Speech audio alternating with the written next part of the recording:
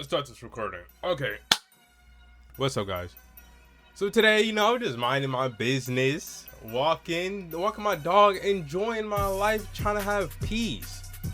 And then in this video, I come across this video on TikTok, and it's saying, it's basically saying that people accuse Elite Force of ruining Kaz and Oliver's personalities and making them goofy. But in the clip, it literally shows them in episode 1 being goofy and have a lot of personality. Okay, Kaz, would you rather have freeze frames, power to stop time, but you have to talk like a chicken, Brock? or Tectron's immunity to pain? But you have to wear a diaper. I'd wear a diaper for 2 reasons. Number 1. And number 2. Skylar Storm, my favorite comic book superhero. She has 24 superpowers, including X-ray vision. So she can see how big my heart is. Oh, Oliver, come here and kiss me, but be gentle because you know I'm made of cardboard. Kaz, stop! You heard Wallace and Clyde. No touching of merchandise. Oh, it's fine. What's gonna happen? And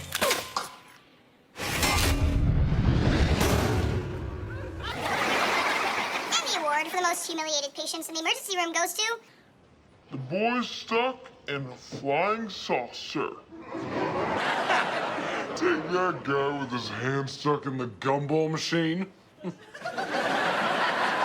And that's not the problem with Elite Force. Elite Force butchers their character entirely.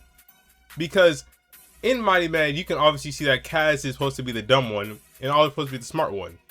But yet, in Elite Force, from what I see, their personalities completely switch, where Kaz, I guess he's supposed to have dumb moments, but he really doesn't. He's just really more nonchalant and makes jokes more than anything. Oliver has the worst dumb moments. I am the garbage man. Which, yeah, he had some dumb moments in Mighty Man. This one also does nothing. But it's no, he's brain dead in Elite Force. He has no social awareness when he's talking about Skylar or really anything, which mainly his whole character is surrounded by Skylar anyway. So there's really nothing else to talk about in Elite Force. We get it. Chase is great. He's the best thing ever. Everyone loves Chase.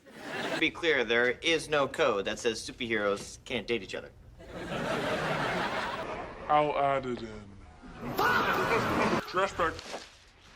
On it.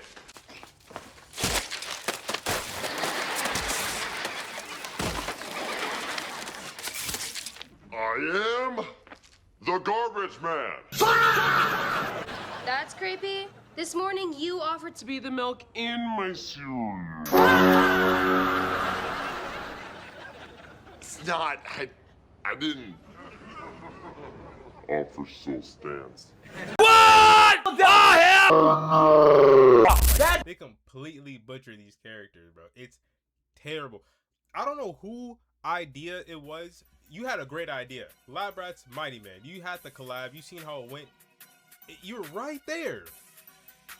And yet you decided to hire the Lab Rats writers instead of the Mighty Men writers, even though the Mighty Men story had way more plot to go through than whatever the fuck was happening. Nothing was happening in Lab Rats. Everything was Lab Rats literally ended the best way a show could end.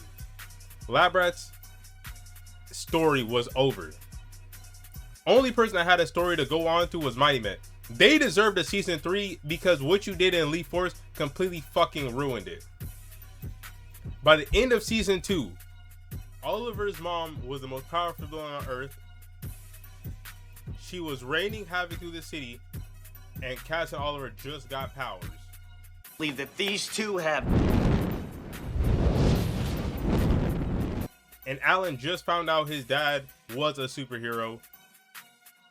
Horace feels betrayed. All of this stuff was so perfect leading up. You had the best season lead up any season could have. I doubt there is a season that led up to something as best as Mighty Man season 3 was going to.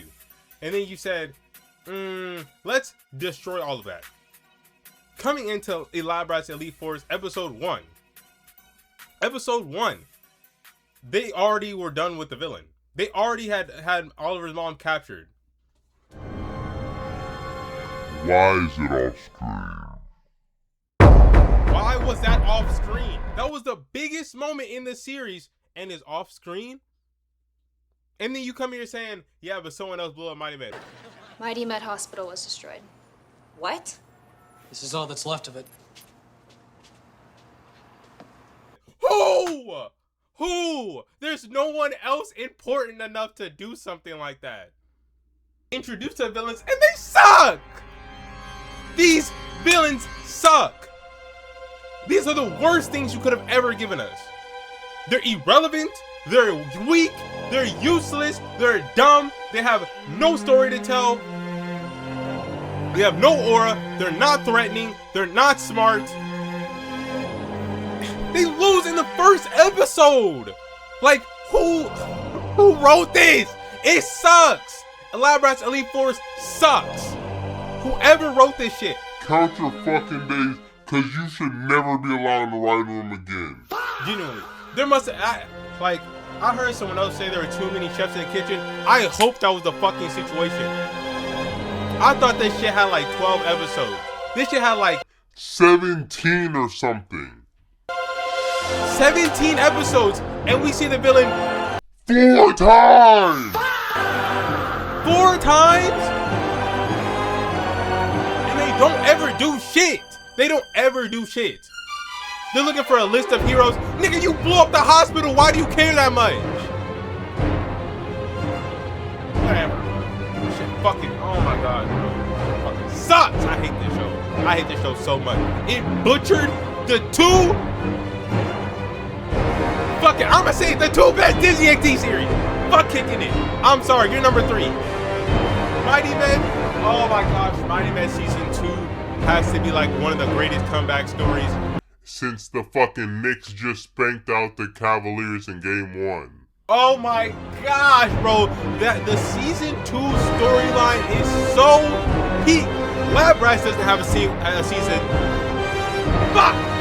Lab Rats doesn't have a season better than season 2. Kicking It doesn't have a season better than season 2. Hurricanes, Zeke and Luther, nothing on fucking Disney Channel has a season better than season 2 of Mighty Men. Nothing. Season 2 of Mighty Men started out with evil Skylar being unknown, plotting on them. Then eventually they beat her, beat the Annihilator, and then Oliver finds out his fucking mom is evil. And they end the show with them getting power. Like, yo, the writers were in the fucking kitchen stirring up the pot with this shit. And the niggas from Disney, he said, hey, that shit was ass, nigga, and then threw it all on the fucking ground. It had the Lab Rats writers writing shit about Mighty Men. These niggas didn't watch the show.